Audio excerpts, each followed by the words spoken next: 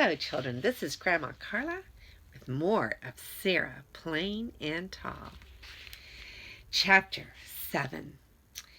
The dandelions in the field had gone by, their heads soft as feathers. The summer roses were opening. Our neighbors, Matthew and Maggie, came to help Papa plow up a new field for corn. Sarah stood with us on the porch, watching their wagon wind up the road, 2 horses pulling it, one tied in back. I remembered the last time we had stood here alone, Caleb and I, waiting for Sarah. Sarah's hair was in thick braids that circled her head, wild daisies tucked here and there. Papa had picked them for her. Old Bess and Jack ran along the inside of the fence, whickering at the new horses. Papa needs 5 horses for the big gang plow, Caleb told Sarah. Prairie grass is hard. Matthew and Maggie came with their 2 children and a sack full of chickens. Maggie emptied the sack into the yard, and 3 red banty hens clucked and scattered. They are for you, she told Sarah, for eating. Sarah loved the chickens. She clucked back to them and fed them grain. They followed her, shuffling and scratching primly in the dirt.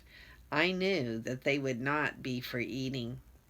The children were young and named Rose and Violet, after flowers. They hooted and laughed and chased the chickens, who flew up to the porch roof, then the dogs, who crept quietly underneath the porch. Seal had long ago fled to the barn to sleep in the cool hay. Sarah and Maggie helped hitch the horses to the plow, and then they set up a big table in the shade in the barn, covering it with a quilt and a kettle of flowers in the middle. They sat on the porch while Caleb and Matthew and Papa began their morning of plowing. I mixed biscuit dough just inside the door, watching. "You are lonely, yes?" asked Maggie in her soft voice. Sarah's eyes filled with tears. Slowly I stirred the dough. Maggie reached over and took Sarah's hand. "I miss the hills of Tennessee sometimes," she said. "Do not miss the hills, Maggie," I thought. "I miss the sea," said Sarah.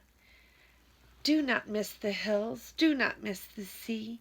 I stirred and stirred the dough. "I miss my brother William," said Sarah, "but he is married. The house is hers now, not mine any longer.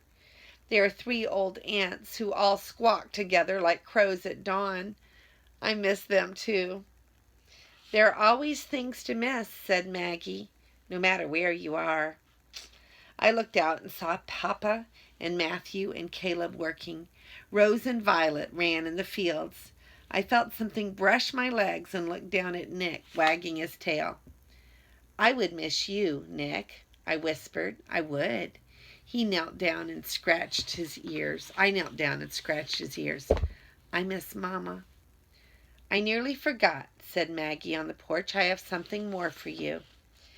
I carried the bowl outside and watched Maggie lift a low wooden box out of the wagon. "Plants," she said to Sarah, "for your garden." "My garden?" Sarah bent down to touch the plants. "Zinnias and marigolds and wild feverfew," said Maggie. "You must have a garden wherever you are." Sarah smiled. "I had a garden in Maine with dahlias and columbine and nasturtiums and the color of the sun when it sets. I don't know if nasturtiums would grow here." "Try," said Maggie. "You must have a garden." We planted the flowers by the porch, turning over the soil and patting it around them and watering.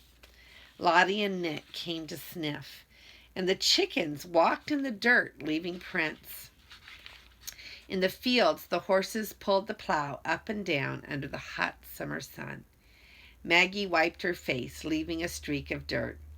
"Soon you can drive your wagon over to my house, and I will give you more. I have Tansy." Sarah frowned.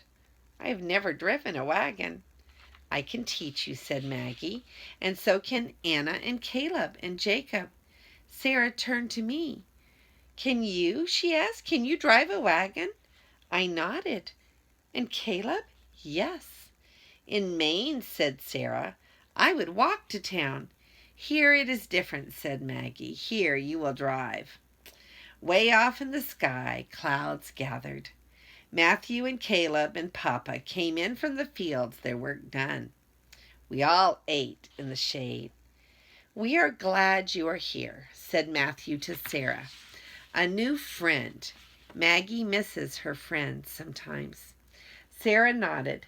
"There is always something to miss, no matter where you are," she said, smiling at Maggie.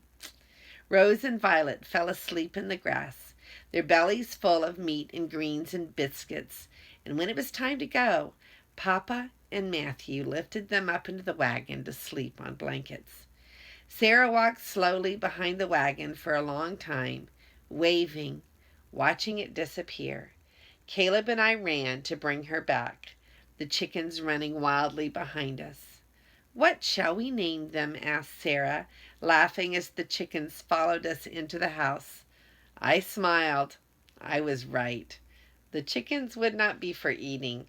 And then Papa came, just before the rain, bringing Sarah the first roses of the summer.